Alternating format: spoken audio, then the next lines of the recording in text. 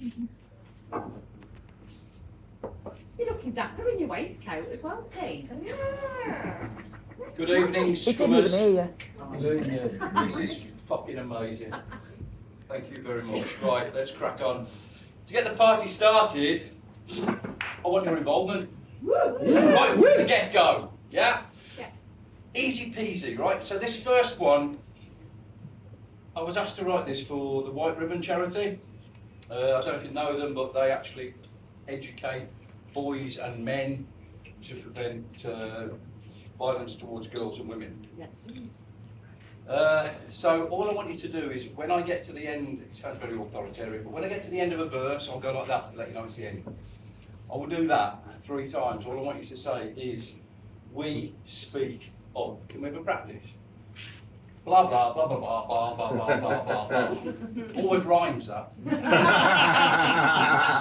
Oh, funny as well. Blah, blah, blah.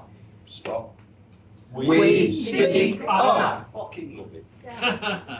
This is called He Always Walks Alone. He turns and walks away from those he used to be. He turns his face away from workmates and friends.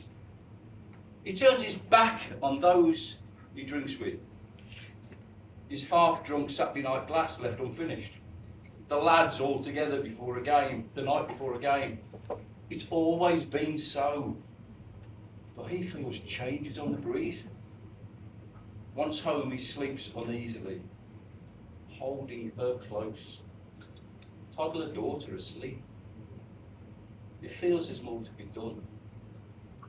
We speak of. Waking if Sunday morning, with kitten boots in bag, he heads off, meeting up with last night's boredom. Bragging of conquests after he'd gone, of girls, of women like their sisters, daughters and mums. Jokes and lewd conversations said with disrespect. Forgetting false words spoke to their prey. Taken to the pitch in one colour as one, he feels different. We speak of. He's had enough of cheap, disrespectful quips, of sordid tales that rarely ever happened. It's gone on too long, and he knows he was one. But seeing his mother's swollen face, realising his father's behaviour, dad's actions, no longer something to ignore, to disregard.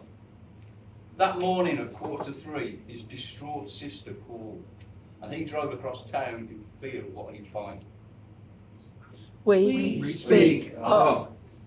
So, arriving at the childhood home of anger and deceit, walking into a scene of half-expected denial from Dad, pathetically explaining, "It was your mum," needing son to understand. The bottle of JD stood drained and guilty. Climbing the stairs, he sees into her room. She sits with Mum, both crumpled and resigned, with tears from fears, on the bed surrounded by first aid litter. His mother's almost closed, blackened eye just above the ice pack. We speak of. Once he would play along with the comments of friends, guilty of joining in with the so-called banter.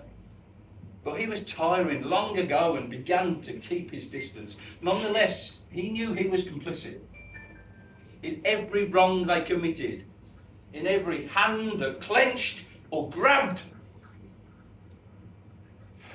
Like so many, he chose avoidance, silence, never to question. Even when Dad would be so angry and Mum so silent, no more. He decided no more undercover disrespect. We speak of. See, he's us, lads. They're you and me. Turning a blind eye to truth. You're either one of the animals or complicit, part of the problem or an answer. These are our daughters, our sisters, our mothers, our families, our friends, for fuck's sake, our lovers. They have been fighting alone for too long. So it's you and me, bro. It's time to step up. We speak of. Let your humanity be the difference and speak the fuck up.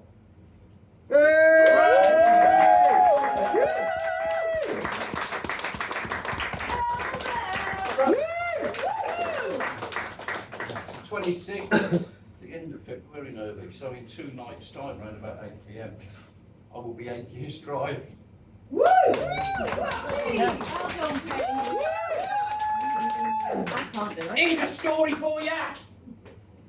It's called To a Love Better Gone. For too many years I suckled at your breast, whilst you gave me unlimited satisfaction.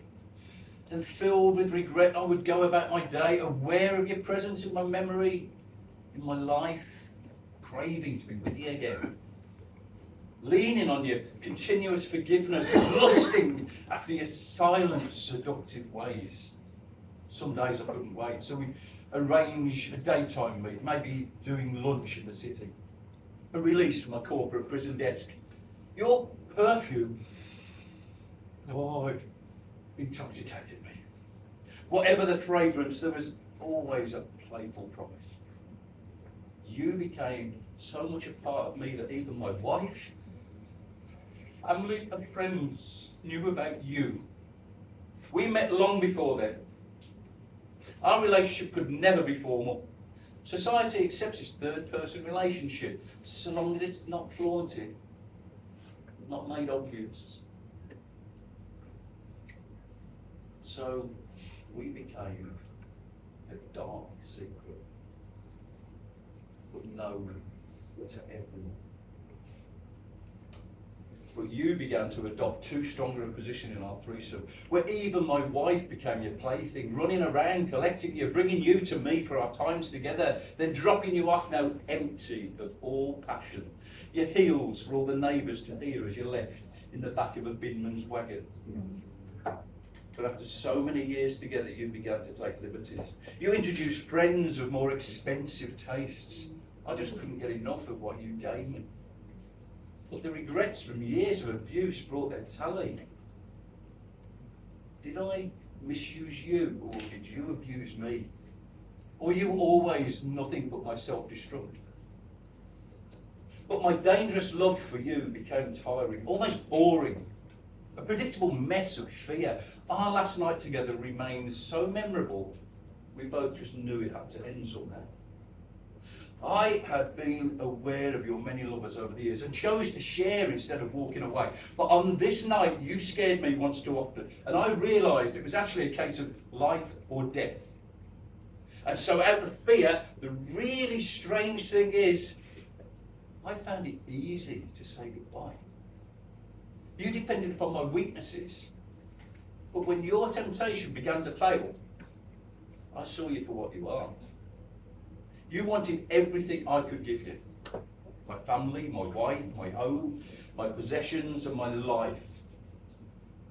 But without your presence in my world, I find it still turns all the same. Oh, I have a reminder of you as a keepsake.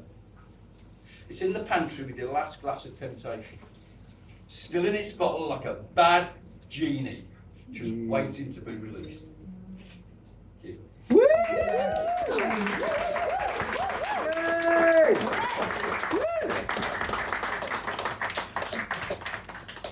Part of my bio says I'm a little bit fragile. If you've ever seen the guy that does the pottery.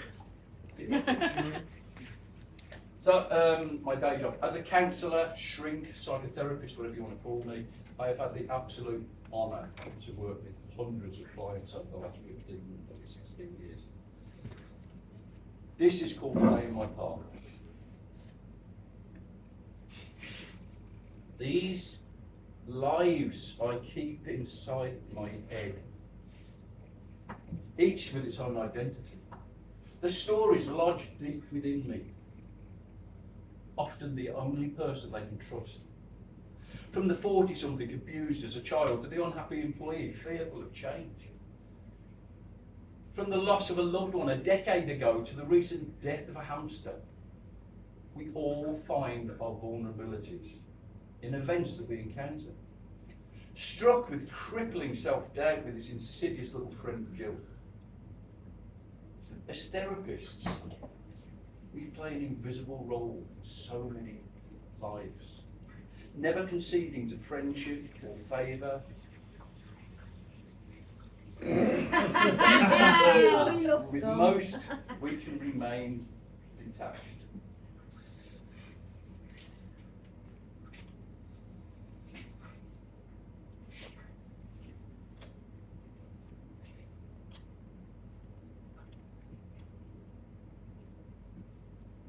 At times they get under our skin. Yesterday I cried, but no one knows. Not always able to reveal the new scar, the one you helped back from the cliff edge, who then shared an intimate, unspoken connection. Look, I'm here to reflect with you, to explore secret avenues of escape, to revel in the successes in your life, but never to remain a part of the sea.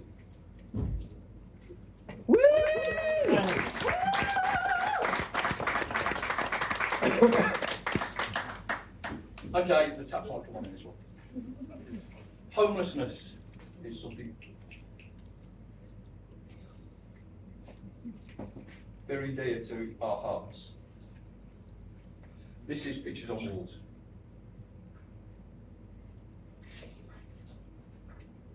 Home is a place to belong to.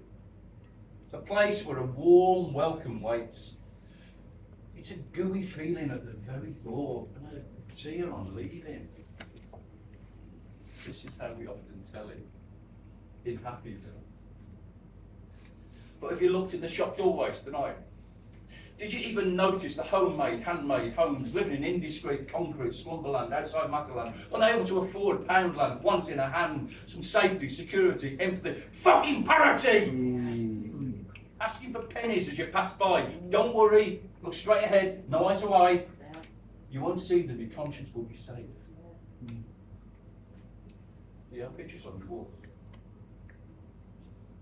Do you have a telly and a cosy sofa to watch it from? Do you have pictures on your walls? Home had a mom hiding bruises, telling her not to annoy him. Dad, always so brave, went on a night out with his mates, where he's seen as that funny guy with so many stories, not the beast who prowls the landing at 2 a.m. quietly trying a barricaded bedroom door. That was her night since the time he just walked in and helped himself to the goods he had helped create. While Mom wept in full silent knowledge of his abusive, sickening meanderings, destroying their little girl's future and life. Nothing said in the daylight, just knowing glances from a mother, powerless to protect her daughter. This is not a unique story on the streets and in the doorway. It's just a fact. So we run. We leave for the unknown. It's got to be easier. Do you have pictures on your walls? And a double divan to curl up in at night? Do you have pictures on your walls? Now meet this wretch asleep in a filthy sleeping bag, a half bottle in hand and blood in his matted hair, piss in his baggy bottoms and yesterday's snack from a caring passerby. Now cold, but safe inside his crust-laden, shit-scented pocket. Once in control of his life with a loving wife and kids too, until the booze weaved its dark, destructive spell. The office couldn't look away any longer, so they had to let him go. After all those successful liquid corporate lunches they came from. Now he's got a company box without perks or bonuses, just surviving another night in Cardboard Alley. Do you have pictures on the walls? Do you have an IKEA dining table and central heating? Do you have pictures on the walls? There's the squaddy who came home on leave from a second tour of duty, the one that pushed him too far. But when he got home, she'd gone along with the twins and the joint account, with no forwarding address and steel panels for windows. They'd gone from his world. No way was he going back to a regimented life, so now another lost soul. So with a screwed up head and a light-fingered liking for spirits, combined with the memories of that hot and dusty day in Helmand, he needs help, man. The actual help he needs is in the letter. The letter confirming his diagnosis. The letter that lies on the mat in the empty house that he thought was home. PTSD keeps him on the streets, not fitting in anywhere. Screaming in his sleep. Memories give him no rest. Do you have pictures on your walls? Do you have carpet in your hall, stairs and landing? Do you have pictures on your walls? Or the winter can be the cruelest as the Christmas fairs hit the towns and cities, cheek by jowl with brightly lit festivities and that scent of fried onions, combined with the various dishes on offer to the throngs who are at times just stepping over the homeless person to get to their bird, or with relish, please. The dishevelled pile of rags trying to sleep will just deny the hunger pains while sat opposite the street vendor fades into the shadows. It's been 2 hours since anybody could be bothered to just buy him a freshly fried portion of chips or give her a folded up fiver, muttering something about not spending it on drugs, love, neglecting to consider some sanitary goods might be better use currently. Often these people will care for their best friend better than themselves. Yeah. The one that is as much astray as they are these days. The eyes of their dog follow passers-by as if in judgment at their lack of compassion. This partner provides warmth and companionship to someone rejected by society. They both have a distrust of some people, like an extra sense, a vibe, feeling. We now have generations of adults and younger to whom the homeless are an everyday sight. So by now it's become normalised, an acceptable face of society, like food banks. Yeah. The ones that didn't cut it, never made it, couldn't hack it, hadn't got it, never made it. The ones that became invisible, intolerable, disgraceful, unmanageable, forgettable. They are inconvenient, they challenge your values, they make you think, they create questions in your head. In your head. In your head. In your head. You refuse to explain them to your kids, you tell your protected little wife they don't really exist. You look the other way, time after time. They could be you. I have pictures on my walls. Do you have pictures on your walls? Do you ever look left and right? Hopefully you'll offer some help to someone tonight. You.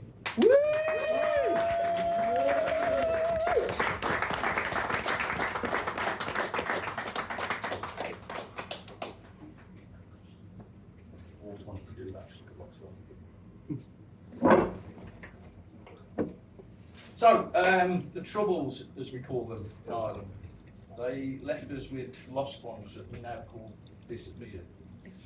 If the IRA believed anybody was attacked, informal, or anything to do with the British Army, they would have ducked them. Some of you might know some of the cases of this. Take them away, put a bullet through the head, bury them, and not tell anybody anything about where they are. On the 15th of May, 1977, Captain Robert Nirac became one of the disappeared after being exposed as a spy. He left the 3 Steps Inn in South Armagh and was never seen again. Nearly 50 years on, an enemy, a sworn enemy, is fighting to find his remains. This is a story. It's called 3 Steps Into Silence. He was a misfit, different kit, a cool wit, but it didn't sit the Brit from the barracks. Captain Nirac walked amongst an enemy, playing a role, some say, standing out, with no fear, lending an ear, enjoying a beer or two with the Catholic clansmen. A religion he shared with songs he'd sing of rebels past and present who would have celebrated his death given the chance. Yet there he stands in puzzling defiance. He somehow fell into the intelligence game, not from the secretive sections, but the grenadier that wanted more. He walked a grey, blurred line of secrecy. So many unanswered questions, so many years not lived. Final resting place unknown. Another one of the disappeared. Yet, another man of war, a cold, sworn enemy, has in modern times become his champion. Once he would have pulled the trigger himself. Once he'd have seen him to kill through the crosshair sight of an Armalite.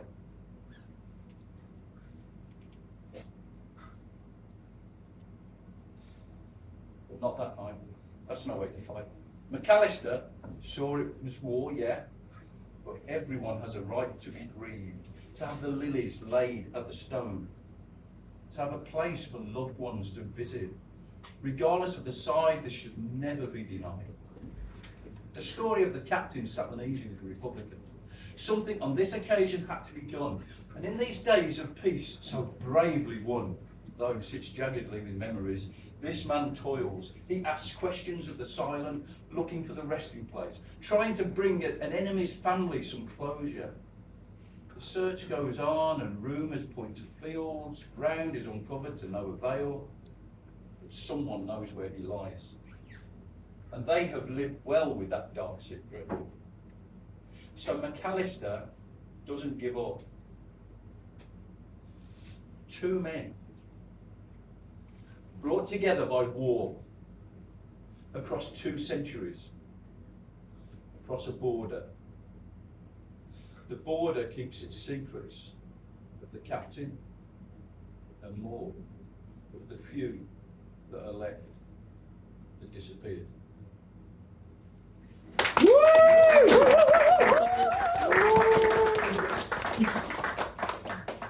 So before I begin my last couple, I'm going to get my thank yous in now, and I want to say an absolute huge thank you to Jess, not only for being here tonight. Don't cry yet. He's having his menopause. He's having your menopause, dog. We love you, Pete. I was ready to walk away when this message popped up on my phone that reminded me I was here. Jess kept me going. So thank you very much, Jess. James Scott Howes, I need to thank for his unwavering belief and support in me and my work, and also for convincing me to stick around when I just wanted to fuck off and leave him alone. I'd have enough. To my amazing wife, who you have seen and heard, so you kind of know what we bring to proceedings. I love you, and you're an idiot for getting involved in this game. Most of all, you lot, you've given me a warm welcome, some of you know me, some of you don't. I tell you with my heart, I appreciate the claps, whistles, whatever, the clicks that I can never. This one was written for another charity. This was written for Reclaim the Night. Now, Reclaim the Night is basically that. It tries to go, this was for in Worcester. This is to make the night streets safe. For women, mainly, but basically for everyone. But mainly to make sure that women can get home safely that night. This is called peripheral vision.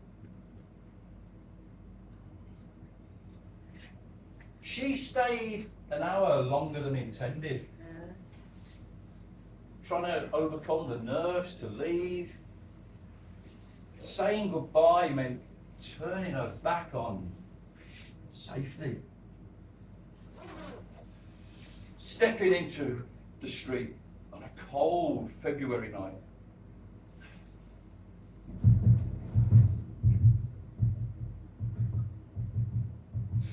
Palpitations had started much earlier. So another glass of wine, she hoped, would calm the nerves. But it never does. Ever. She walks the streets silhouetted with fear. Memories of the night, the mask wasn't enough. Heels in bag, flats on feet, radar on. Faked confident walk, exaggerated at times, especially when passing the catcalls and whistles, lewd suggestions and unsolicited attentions. All this in brightly lit, lamplit, churning stomach pit safety. These first few 100 yards were the easy part. To come was a shortcut across the play park. It was a shortcut she always chose to take, where the smashed, unrepaired lighting had been unattended to for years, followed by the short, narrow alley, leading to her front door of safety. Always for the swing she remembered childhood, then would be reminded of reality by the tightening grip on her keys marking her palm. Always wore the puffed up coat to look bigger, trying to hide the diminutive figure beneath. Phone clashed to her ear in imaginary conversation, every sound other than her steps. Oh yeah. Every sound other than her steps, her attention, peripheral vision, aware of any movement. Why shouldn't she take this repay? Why allow a non-existent nobody to hold that power over her, to govern her path?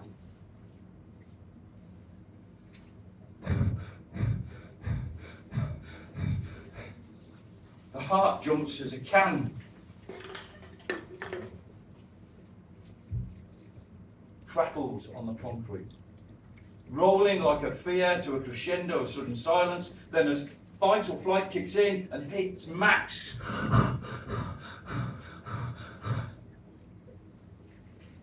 The sight of a fox skulking through the dimly lit alley. She is panting hard and biting back tears, unable to take in the magical beauty. Her pulse is felt throughout her body, breathing, seething, supersensory feeling. She follows the footsteps of Mr. Fox, and as she reaches the corner, a shape is in front of her, in bulky coat and hat. Face covered against the cold, inadvertently threatening. She lets out a scream of fear as they collide. He puts hands in the air as if to reassure, apologises for their being at that moment in time. Embarrassed, she makes for her door, muttering in reciprocation. This is just one short walk home for one woman. One of millions who spend most of their evenings out preparing themselves for the stranger that could bring danger, that shatters their protective invisibility. Every time, the tension, the planning, the awareness, every time, every woman, every street, everyone is a threat. Every time, every step, every corner, every council failure street light. The streets must be for everyone, and the streets must be safe. Thank you.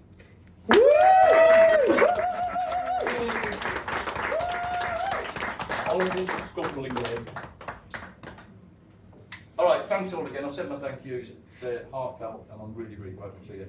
This, look, I'm going to finish on this. It's just an idea. It's not rocket science. It's fucking simple. It's called easier to judge than think.